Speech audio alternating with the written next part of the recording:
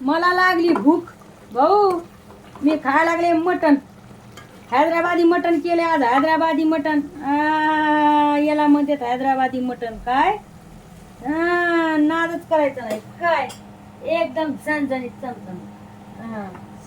तर मला लय भूक लागली बाबा. मी ना तुम्हाला एक गोष्ट सांग का, असं मटण केलं तर मला राहवत नाही. एकदम माझ्या तोंडाला चाच पाणी सुटते. असं वाटते कधी कमी कमी.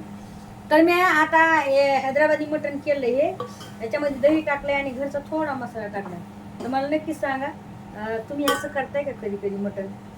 होय, म्हणजे कधी कसं म्हणजे कटाळा आला ना एखादा बार भाजून भुजून करायचा, मसाला भाजून, तर मग मी अशी टाकीत असते भुरकी टाकून. छान होते. तुम्ही पण कधी कधी करत जा.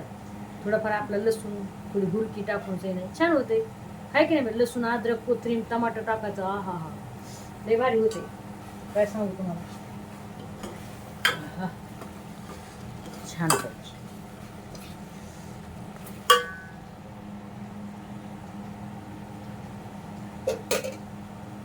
त्याला पण मेहनत लागते. होय सांगा. लोक म्हणजे फुकट खाती बसून खाती नुसतं मटणच खाती. अरे हो मटण खाती नुसतं बसून खाती म्हणजे काय ना मेहनत लागते रे बाबा नो करायला. तुम्ही का बरं अशा कमेंट टाकताय मला? फुकट खाती आयत खाती असं नका टाकू. अरे भाजाले राहू मी सर्दी जाईन आता. येईल